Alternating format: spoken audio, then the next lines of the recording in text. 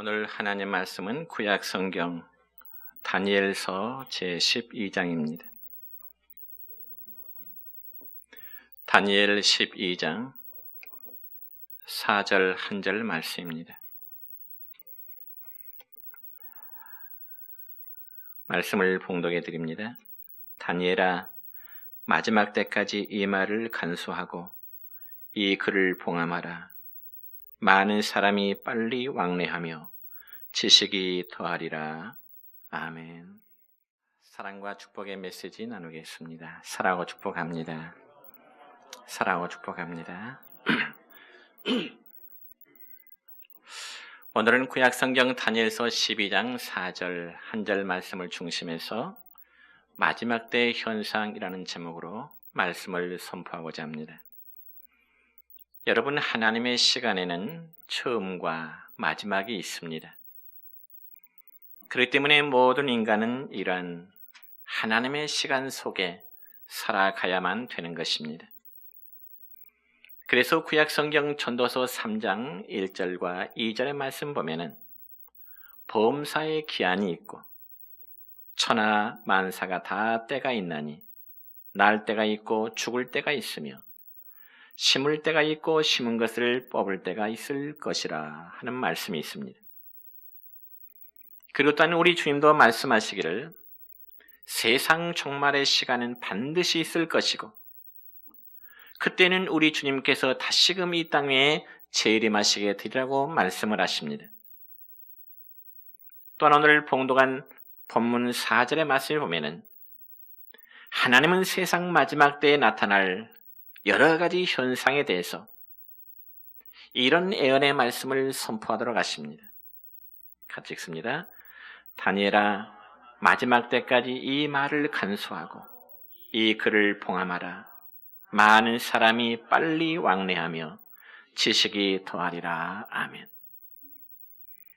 그래서 여기 마지막 때에 많은 사람이 있으려고 했는데 이는 바로 마지막 때에 인구의 증가가 있을 것이라는 예언의 말씀이고 또 두 번째는 많은 사람이 빨리 왕래한다고 했는데 이는 빠른 속도를 의미합니다. 그리고 세 번째는 지식이 더하며 라고 했는데 마지막 때에는 사람들에게 지식의 증가가 이루어질 것임을 말씀합니다. 그러면 지금으로부터 약 2500년 전에 하나님께서 다니엘 선지자를 통해서 마지막 때에 나타나리란 이 예언의 말씀이 과연 오늘 우리가 사는 이 시대에는 어떻게 나타나고 있을까요? 만약 이 예언의 말씀이 우리가 사는 이 시대에 나타나지 않고 있다면 아마 세상 마지막 때는 아직도 멀었다고 생각을 해도 좋을 것입니다. 그러나 이 예언의 말씀이 우리의 시대에 그대로 현재 이루어지고 있다면 세상은 마지막 때가 있다는 사실을 우리는 부정할 수가 없는 것입니다. 그렇다면 이 예언의 말씀과 우리의 현실을 비교해 보면서 우리가 하나 앞에 어떻게 살아야 될 것인가를 깨닫기를 바랍니다. 첫째는 많은 사람이 있으란 말씀은 인구의 위기 시대가 올 것이라는 말씀입니다. 여러분, 오늘날 세계 인구의 증가 상황에 대해서는 인구 폭발이라는 그러한 용어를 표현하고 있습니다. 여러분, 특별히 세계의 역사를 보면은 옛날 구석기 시대, 그리고 신석기 시대, 그리고 청동기 시대를 지나서 그 다음에 철기 시대에 이어서 그리고 1500년대 중세 시대에 이르기까지 수천 년 동안의 세계 인구는 약 3억 미만이었습니다. 그러다가 1500년대 신대륙 시대와 그리고 1600년대 식민지 시대를 거쳐서 또한 1800년대 산업혁명 시대까지 약 300년 동안은 그 당시에는 약 10억의 인구였습니다. 그러다가 1900년 의학혁명 시대에 들어오면서 지난 100년의 어간에 인구는 폭발적으로 증가하게 됩니다. 즉 의학혁명 시대 이후로 사람들의 모든 수명이 그려진다는 거죠. 그래서 세계 인구는 이미 70억을 넘은 지 한 2, 3년이 됐습니다. 그런데 문제가 생겼습니다. 우리나라를 포함한 선진국은 현재 경제 발달로 인해서 여성들의 지위가 향상되고 또 여성들의 사회 활동이 증가됨에 따라서 출생률의 하락으로 인해서 인구가 정체된다든지 아니면 인구가 급속히 감소되어지는 그러한 현상입니다.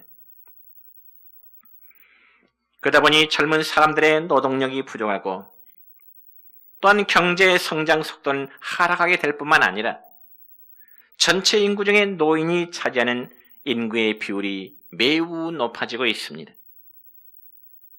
그러다 보니 선진국은 말할 것도 없거니와 우리나라 역시 고령화 시대를 지나서 이제는 초고령화 시대까지 이르게 된다는 전망입니다.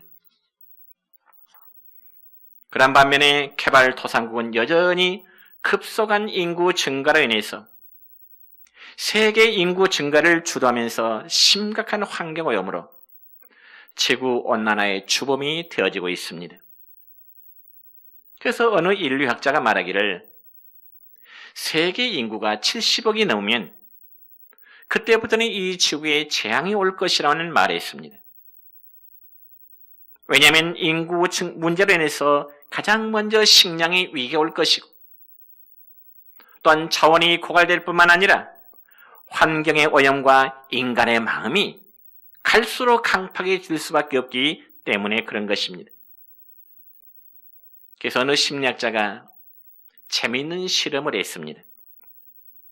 그 실험은 다름이 아니라 동일한 공간 안에 두 종류의 쥐를 키우는데 한쪽 공간에는 10마리의 쥐를 잡아서 키우고요.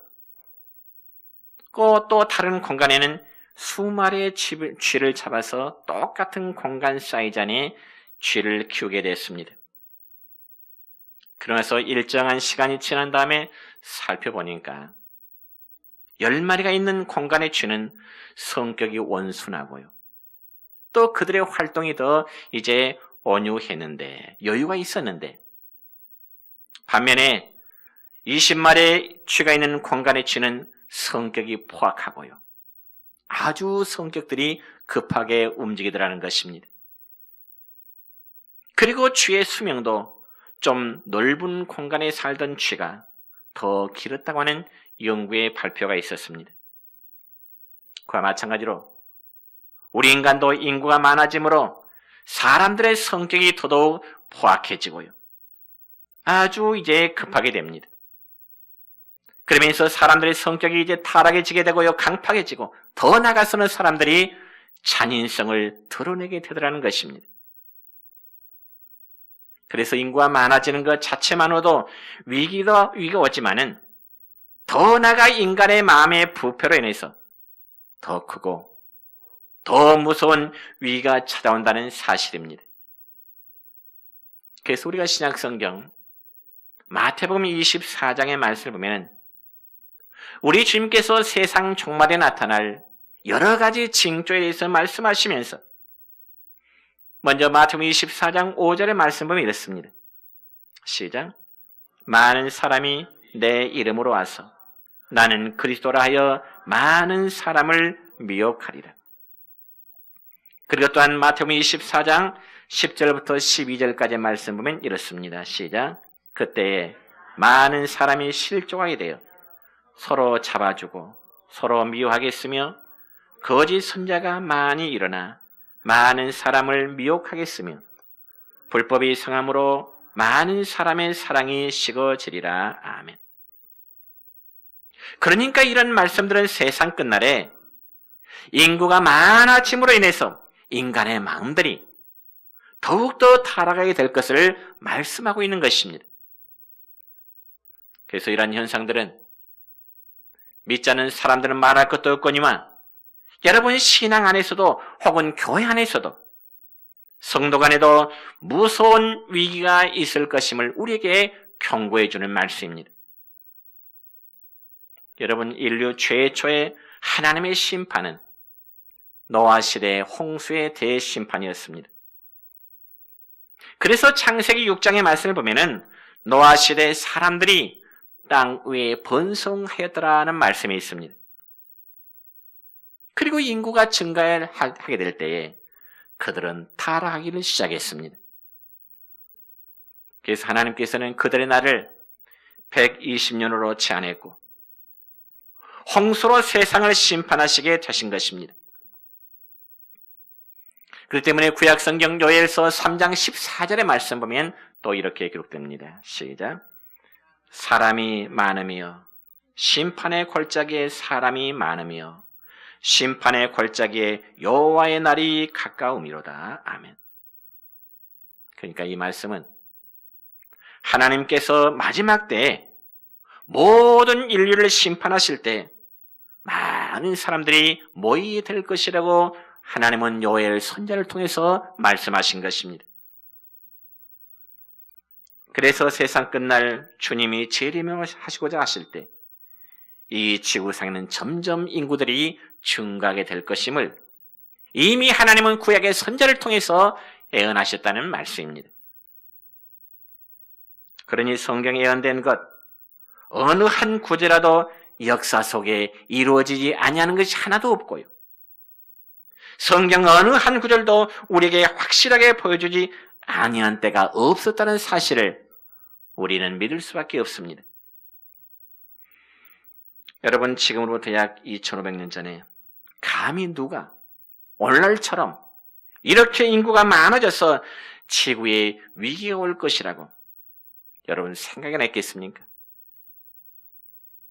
우리가 살고 있는 이 시대가 바로 하나님의 말씀이 이루어지고 있다는 시대라는 사실을 우리는 깨달아야 되는 것입니다. 그래서 신약성경 베드로전서 1장 24절로 25절 상반절의 말씀을 보면 이런 말씀이 기록되지요. 시작. 모든 육체는 풀과 같고 그 모든 영광은 풀의 꽃과 같으니 풀은 마르고 꽃은 떨어지되 오직 주의 말씀은 세세토록 있도다. 아멘. 그럼 우리는 세상 인구가 많아지게 되는 것을 보고 오늘 우리의 시대가 정말 마지막 때임을 깨달아서 깨어있는 믿음의 생활을 하실 수 있기를 축원합니다.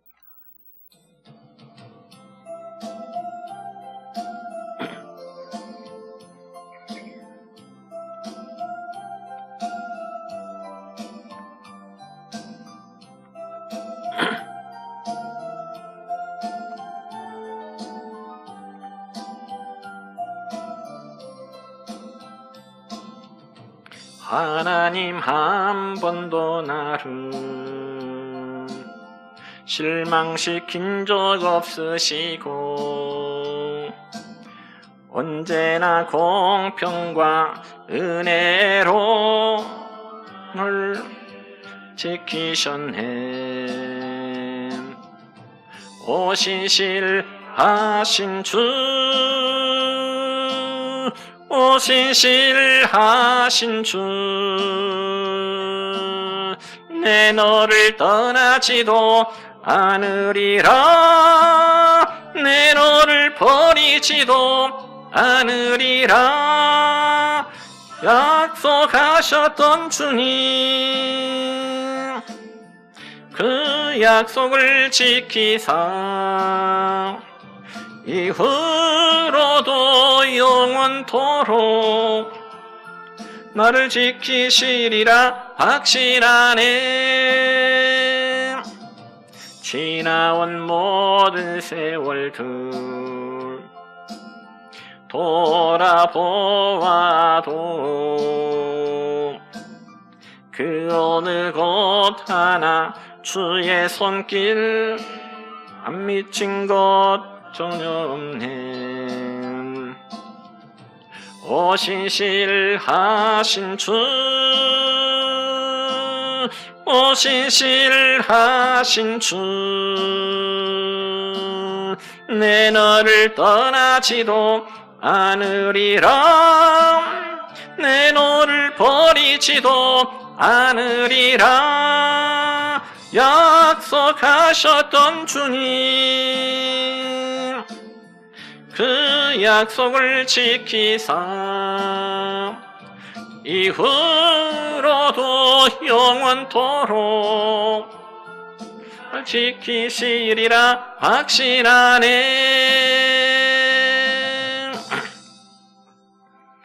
두 번째는 마지막 때의 현상은 속도감의 위기입니다. 여러분, 하나님께서 다니엘 선장해 주신 세상 끝날에 나타날 두 번째 징조는 사람들이 빨리 왕래하게 되리라는 말씀이었습니다. 이는 다시 말씀드려서 속도의 위기를 의미하는 거지요. 여러분, 몇 년 전 TV에서 휴대폰 광고를 하는데 그 광고의 멘트 중에 하나는 빠름이라는 멘트였습니다. 아마 여러분의 귀에도 익숙한 멘트였을 것이죠. 그러니까 모든 게 속도감이 있어야 된다는 겁니다. 여러분, 실제로 요즘 모든 전자기기는 빠르지 않으면 안 됩니다. 그래서 교통수단이나 혹은 사무에 관련된 모든 것들은 얼마만큼 빨리 일을 처리하느냐에 달려있는 것입니다. 그렇기 때문에 본문 말씀에 기록된 빨리 왕래하고라는 이 원문의 뜻을 보면 빠른 속도로 여행한다, 그런 뜻인데요. 이는 다시 말씀드려서 교통의 수단이 마지막 때에는 매우 빨라지게 되리라는 말씀입니다.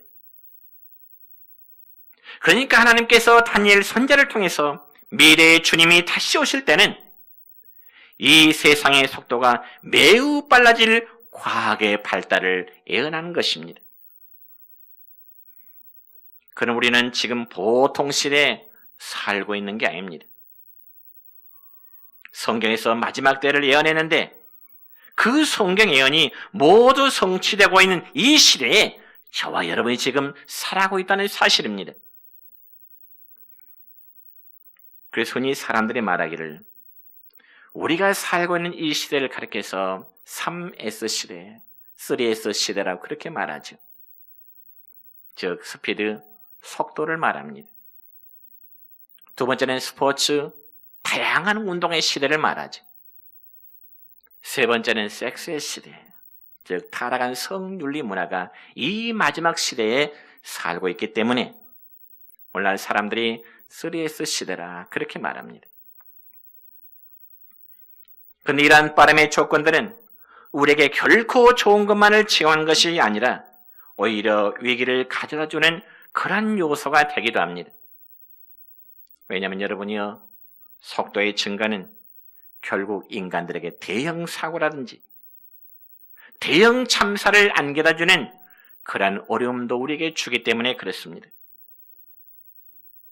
여러분, 항공기 추락 혹은 여객선 전복, 수없이 일어나는 다양한 교통사고를 한번 생각해 보세요. 모든 교통수단이 속도를 내므로써 우리를 빨리 이동시켜주는, 우리를 빨리 운반해주는 편람이 있지만은 한편으로는 우리의 생명을 노리는 위기가 될 수 있다는 것입니다. 뿐만 아니라 속도가 빨라지는 것에 관련하여 여러분 스포츠를 보세요. 얼마나 빨리 움직이는지 모릅니다. 저는 실제로 자동차 경주 현장을 가보진 않았지만은 저 목포에서 목회하는 선배 목사님은요, 국내에서 열리는 자동차 경기장에는 반드시 간다고 하는 그런 이야기를 들었습니다. 자동차 경기장에. 그래서 제가 물어봤어요. 목사님, 자동차 경기에 어떤 매력이 있어서 그걸 보러 경기장까지 가느냐고 물어봤습니다. 근데 그 목사님 답변은 한마디입니다. 자동차 경기 한번 보세요. 그 짜릿함 때문에 자기는 국내에서 열리는 자동차 경기는 반드시 찾아간다는 그런 이야기를 들었습니다. 사람들은 이처럼 속도의 빠름에 참 열광을 합니다. 그래서 마라톤 경기도 점점 그 속도가 단축되고요. 단거리인 100m 경기도 할수록 신기록이 수립되는 게 보면은 모든 경기들이 빨라지고 있습니다. 그래서 전 세계가 한마디의 스포츠에 열광을 하고 있습니다. 그러므로 사탄은 속도가 빨라지는 그 쾌감의 사람들을 미치도록 만들고 있다는 것입니다. 이것 또한 속도로 인한 위기라고 볼 수 있습니다. 여러분, 특별히 주전 2세기경에 안티오쿠스 에피파네스라고 하는 사람은 수리아의 왕이었는데요. 그는 이스라엘을 공격하고 예루살렘 성전을 함락시켰던 그런 왕이었습니다. 그렇지만 이스라엘 백성들은 비록 나라가 패망하고 또 하나님의 성전까지 함락을 당했지만은 하나님을 향한 마음만큼은 결코 그들이 변함이 없었습니다.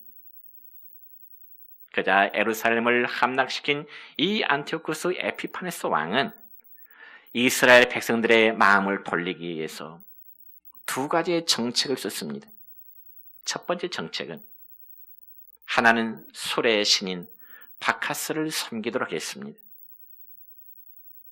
그래서 헬라의 술 신인 바카스 신을 섬겨서 전부 이스라엘 백성들로 하여금 알코올 중독에 빠지도록 하는 그런 첫 번째 정책을 썼다는 거죠.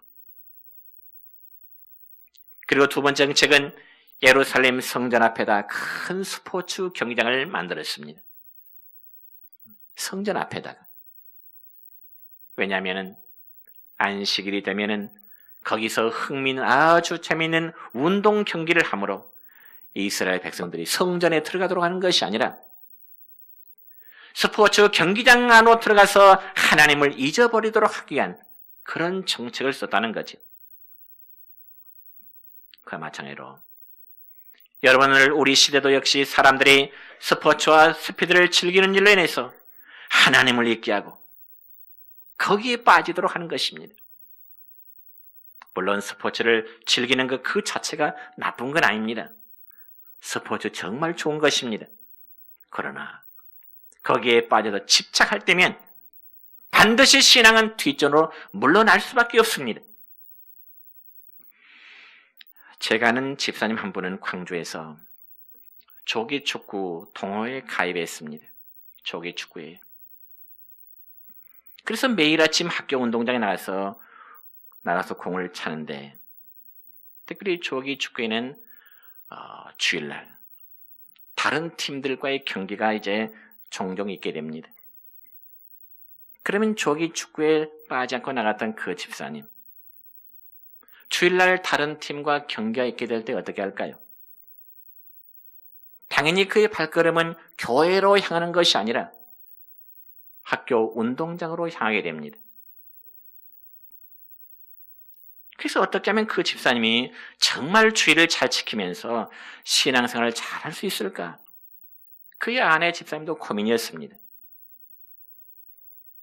그러면서 저에게 그런 이야기예요. 목사님, 남편 된 집사님을 주의를 잘 지킬 수 있도록 주일학교 교사와 좀 성가대를 시켰으면 어떨까요? 부탁을 해요. 아, 그래요. 그래서 주일학교 교사와 성가를 시켰습니다. 그날 주일 오후입니다. 그 집사님 찾아와서 하는 말이, 목사님 저는 못합니다. 못합니다. 주일학교 교사도 못하고요. 성가대도 못합니다. 왜요? 자기가 주일학교 교사나 성가대를 하면은 주일날 운동장에서 공을 못 차기 때문에, 못 찰 것 같기 때문에 못한다는 겁니다. 그러면 하는 말이 자기 팀에서 자기가 빠지면 절대 안 된다나요? 자기 팀에서 자기가 빠지면 절대 안 되니까 주일날 교회 나가서 공을 차야 되니까, 운동장에서 공을 차야 되니까 절대 주일학교 교사 성가대 못하겠습니다. 참 한심스러운 일이고 한숨밖에 더 이상 다른 고민을 할 수가 없었습니다. 아마 오늘은 눈이 많이 오니까 공 안 차겠죠. 그럼 여러분, 일반 성도들만 그럴까요? 일반 성도들만 스포츠에 빠지면은 그토록 신앙을 뒷전할까요? 목회자도요. 낚시에 그리고 볼링에 빠지다 보니까요. 결국 목회를 못하고 그만두는 그런 후배도 봤습니다.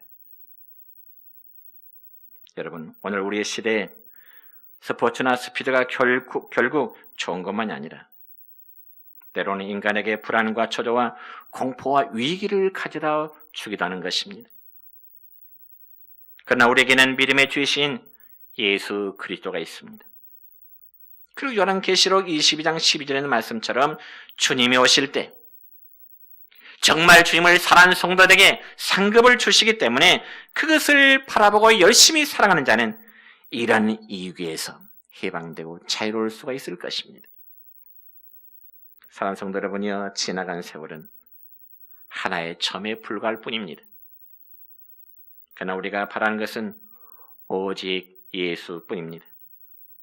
그러므로 예수님을 향한 이 신앙으로 헌신하고 충성하는 것이 마지막 때를 살아가는 저와 우리 모두의 지혜로운 삶이 되는 것입니다.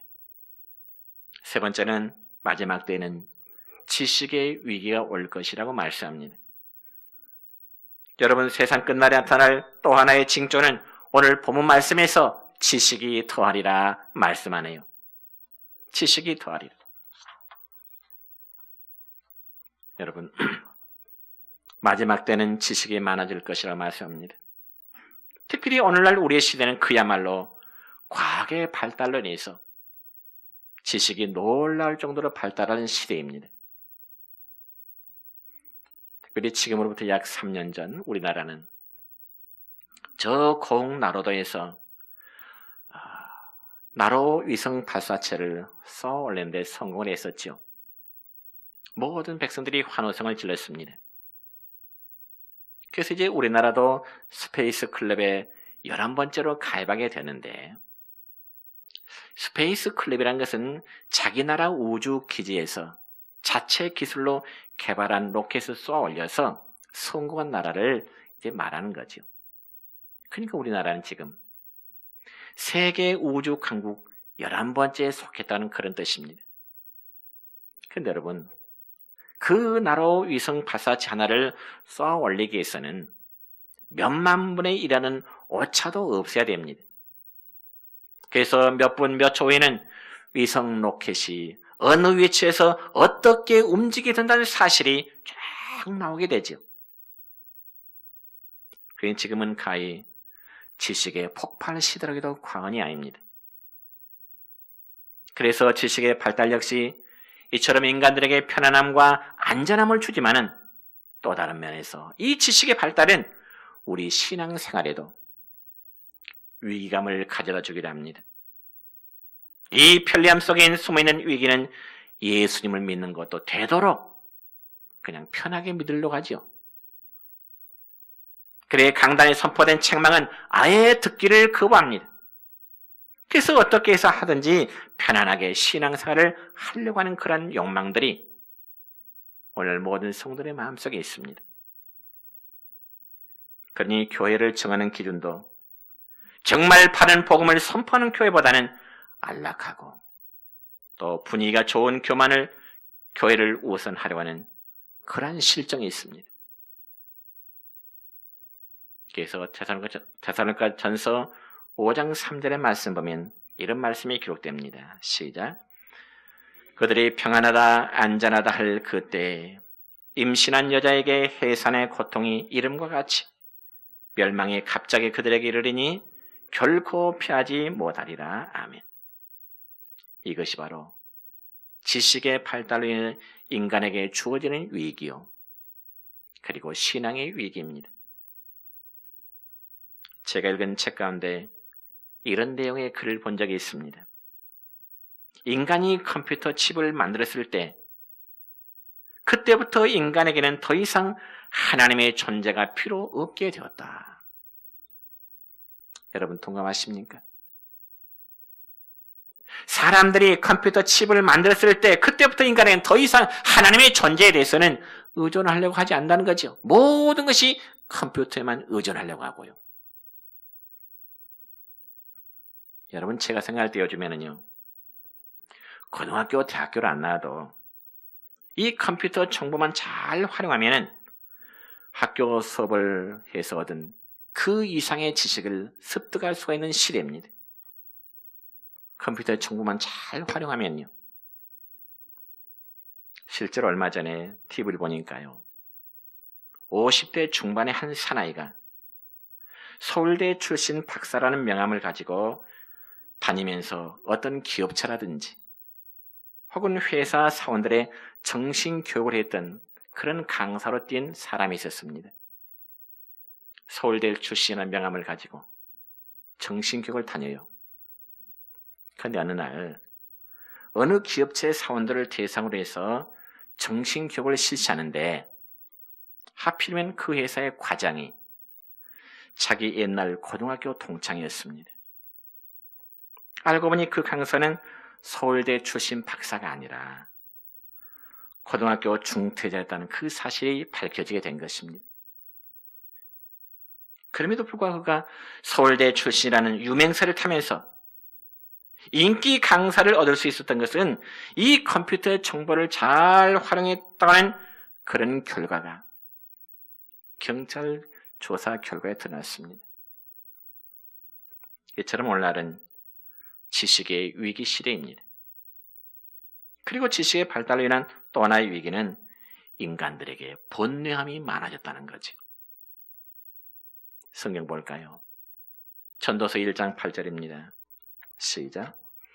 지혜가 많으면 번뇌도 많으니 지식을 더하는 자는 근심을 더하느니라. 아멘.